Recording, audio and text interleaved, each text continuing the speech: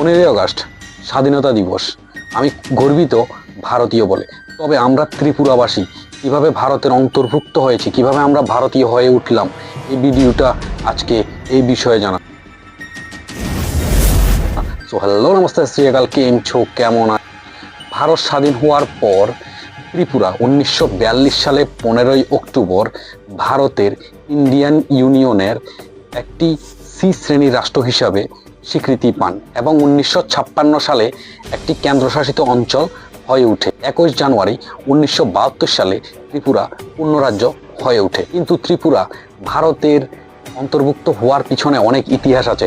চলুন ইতিহাসের বিষয়ে একটু জেনে নিই। ত্রিপুরার একটি প্রাচীন নাম কিরাত দেশ। ইংরেজিতে দীর্ঘ 547 সাল ধরে 35 জন মহারাজা ত্রিপুরার রাজ্য শাসন করেন এবং শেষ রাজ্যাভিষেক করা হয় কিরিট বিক্রম কিশোর মাণিক্য। মহারাজা বীর বিক্রম কিশোর মাণিক্য 1923 সাল থেকে 1947 সাল পর্যন্ত ত্রিপুরা রাজ্য শাসন করেছে।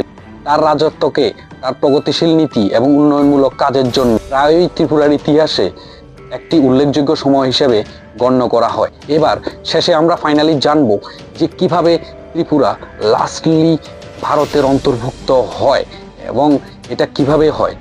মহারানী কাঞ্চন প্রভা দেবী, যিনি তার প্রয়াত স্বামী বীর বিক্রম কিশোর মাণিক্যের সম্মতি তার পুত্র কিরিট বিক্রম কিশোর মাণিক্যের পক্ষে নয়াদিল্লিতে 9 সেপ্টেম্বর 1949 সালে ত্রিপুরা একীকরণ চুক্তিতে স্বাক্ষর করেছে। এইভাবে 15ই অক্টোবর 1949 সালে এই রাজ্যটি মানে আমাদের ত্রিপুরা ভারতের অন্তর্ভুক্ত হয়। তো আশা করি আমার এই ইনফরমেশন আপনাদের ভালো লাগলো। আর ভালো লাগলে 15ই আগস্টের দিন আমরা ত্রিপুরাবাসী কিভাবে ভারতের অন্তর্ভুক্ত হলাম, এই স্টোরিটা যদি আপনাদের ভালো লাগলো তাহলে শেয়ার করে দেবেন আর এটা লাইক করে দেবেন। টাটা, দেখা হচ্ছে আপনাদের সঙ্গে পরের ভিডিওতে। ততক্ষণের জন্য পরিবারের সঙ্গে থাকুন, সুস্থ থাকুন আর দেশের নাম বরকরার রাখুন। হ্যাপি ইন্ডিপেন্ডেন্স ডে সবাইকে। পরিবারের সঙ্গে থাকুন।